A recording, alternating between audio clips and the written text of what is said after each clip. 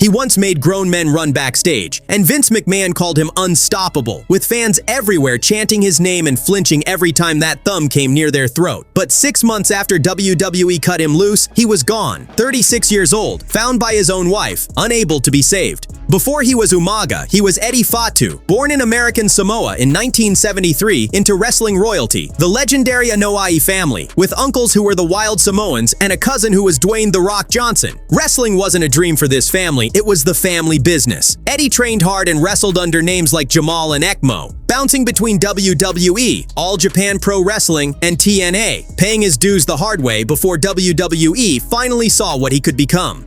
In 2006, Eddie Fatu became Umaga, a silent, savage force who spoke only through violence, led to the ring by his manager Armando Estrada, and it worked instantly. He went undefeated for months, running through legends and top stars alike, including John Cena, Triple H, Shawn Michaels, and Ric Flair, and he won the Intercontinental Championship not once but twice. For a while, Umaga wasn't just over, he was terrifying. But behind the character, the man carrying him was breaking down. Life on the road in professional wrestling has a brutal cost. Hundreds of nights away from home, a body absorbing hit after hit, and a locker room culture where painkillers were often easier to find than rest.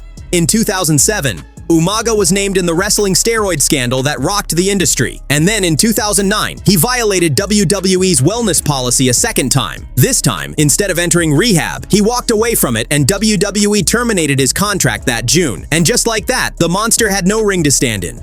What followed wasn't a comeback story, it was survival. Umaga picked up bookings wherever he could, from Puerto Rico's WWC to small tours, even Hulk Hogan's Australian tour under a different name. And the big crowds had turned into scattered ones. The spotlight that once followed him everywhere had moved on to the next star. Reports at the time suggested WWE was even discussing bringing him back for the Royal Rumble in January 2010, a second chance finally within reach, but he never got there. On December 4th, 2009, Umaga's wife found him unresponsive at home in Houston, and paramedics tried everything, but his heart gave out twice. An autopsy later revealed hypertensive heart disease, a failing liver, and a toxicology report showing painkillers, muscle relaxers, and anti-anxiety medication in his system, and he was 36 years old. WWE's statement was short, just a few lines, no tribute show, no special, because legally, he wasn't one of theirs anymore.